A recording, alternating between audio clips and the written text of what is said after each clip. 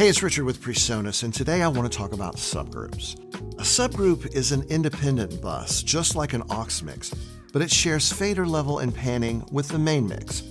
Now, unlike a DCA group, which only controls channel volumes, you can route a subgroup to an output and add processing like a compressor or EQ.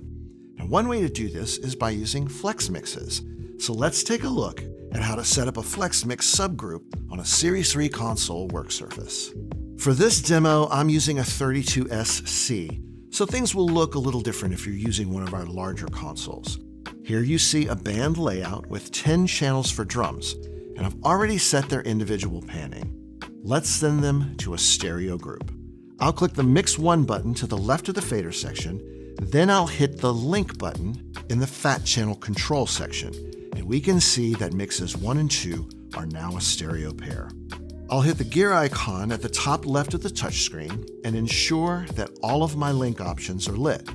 Now, I'll name my subgroup on the touchscreen. And then I'll change the FlexMix mode to subgroup. Notice all of my channel scribble strips go blank. I hold down either Mix 1 or 2's button, my individual channel names appear, and their select buttons flash. Now, I just hit each of the select buttons of the channels I want to add to my group. Then I head over to my Mix Effects Masters page, and you can see that aux 1 and 2 are now labeled Sub 1 and 2.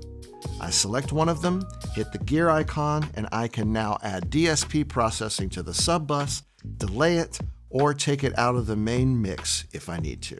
As you can see, StudioLive Series III Mixers are loaded with powerful tools and flexible workflows that streamline mixing.